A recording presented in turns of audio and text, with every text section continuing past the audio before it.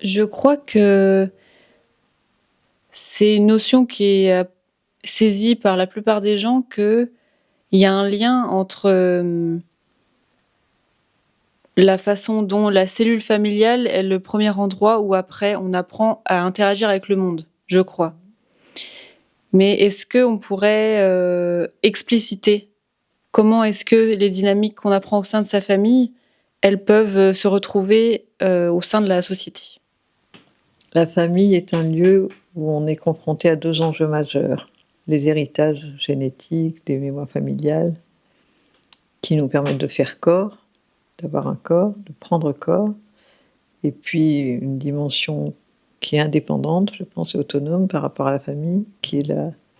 l'incarnation de l'âme, le projet d'une conscience de prendre corps et d'incarner, et qui va être confrontée à ces mémoires et à ces empreintes dont la famille est dépositaire. Donc c'est d'emblée une question sur comment ne pas être enfermé dans la dualité, pas être trop d'un côté ou trop de l'autre, en opposition entre les deux. Comment trouver une sorte d'harmonisation qui réunisse ces 2 plans de manière harmonieuse, ou en tout cas capable d'élaborer. Une famille accueillante, une famille aimante, une famille dans laquelle on reconnaît qu'on accueille une sorte d'étranger, qui en même temps partage avec nous du familier, puisqu'on partage au minimum des gènes et puis le quotidien, la maison, etc. Et on va, à travers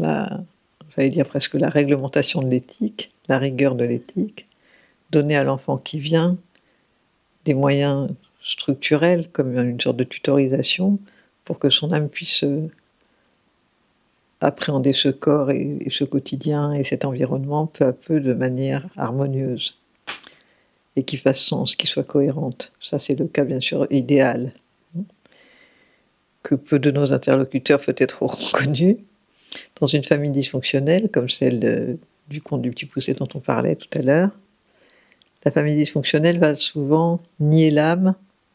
et mettre l'accent sur les loyautés qu'entraîne la filiation biologique. Moi, très tôt, dès l'enfance, j'ai eu l'impression que l'État, le pouvoir suprême, disons, du pays dans lequel je vis, avait tendance à finalement refléter le rôle que des parents abusifs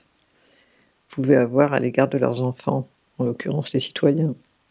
Et plus j'ai travaillé là toutes ces dernières décennies, plus je me suis rendu compte que la plupart du temps,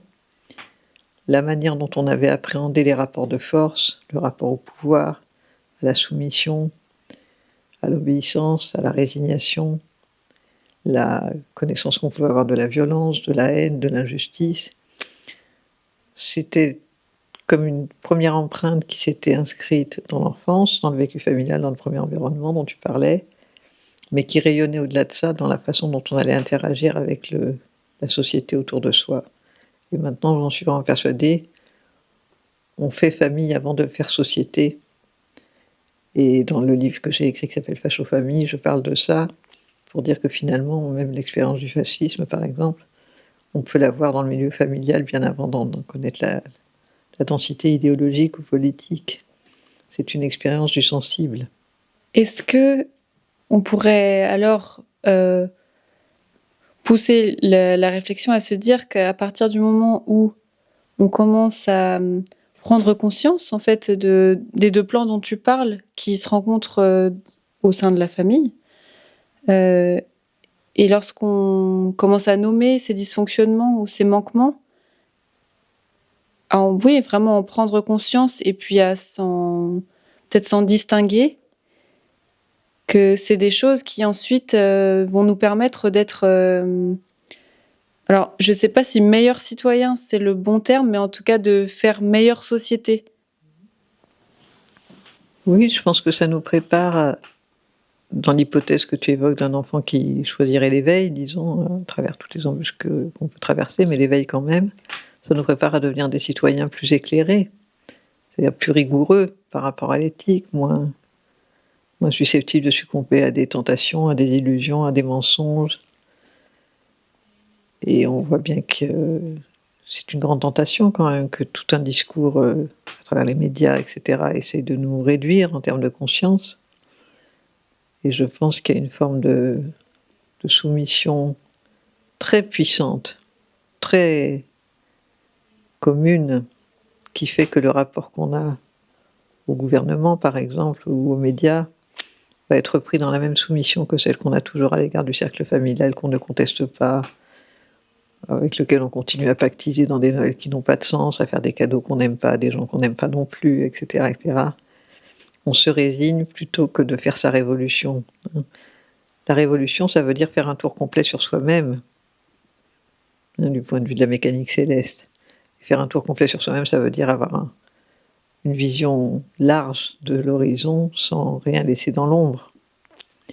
Donc je pense que travailler sur son rapport à sa famille et au pouvoir nous permet de devenir révolutionnaires,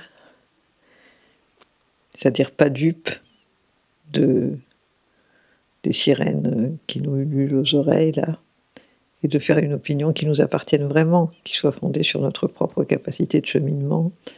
et de croisement de données qui sont complexes, certes, mais qui quand même s'organisent toujours autour de la question de la verticalité, ce dont notre âme se souvient comme d'un projet d'incarnation, et l'horizontalité d'être sur la Terre avec les autres vivants. J'aimerais bien aussi que on revienne un instant sur ce qu'on entend par famille, parce que je pense aux personnes qui, par exemple, ne connaissent pas bien leur famille par un concours de circonstances, ou que ça n'empêche pas d'avoir la possibilité de faire ce travail-là dont tu parles. Qu'est-ce que tu aurais à dire aux personnes qui n'ont pas la cellule familiale, entre guillemets, classique, à laquelle on peut penser comme ça spontanément? Je vais essayer d'être concise parce que ça, j'aurais envie de répondre longuement à ta question. Quelle que soit la famille qu'on a, ou l'absence de famille qu'on soit orphelin d'un parent, ou des deux, ou adopté, ou ci ou ça, ou que les parents soient partis, ou qu'on ait été exilé, ou rejeté, ou n'importe, la famille, c'est toujours un lieu dans lequel on confronte le féminin, le maternel, le masculin, le paternel et le collectif. Et je crois que beaucoup de thérapies pêchent un peu par le fait d'ignorer la dimension du collectif, alors que dans le transgénérationnel, c'est évidemment un aspect essentiel puisqu'on parle des morts, des ancêtres, enfin, c'est évidemment très central. Et si on reste dans l'ignorance de l'importance de cet aspect collectif de notre vie de relation, on passe à côté de l'enjeu social. Ouais, c'était pour que chacun puisse sentir la possibilité de devenir révolutionnaire, comme Carole nous l'a dit. Merci beaucoup. Merci de nous avoir écoutés. Et on se retrouve très bientôt pour une prochaine vidéo.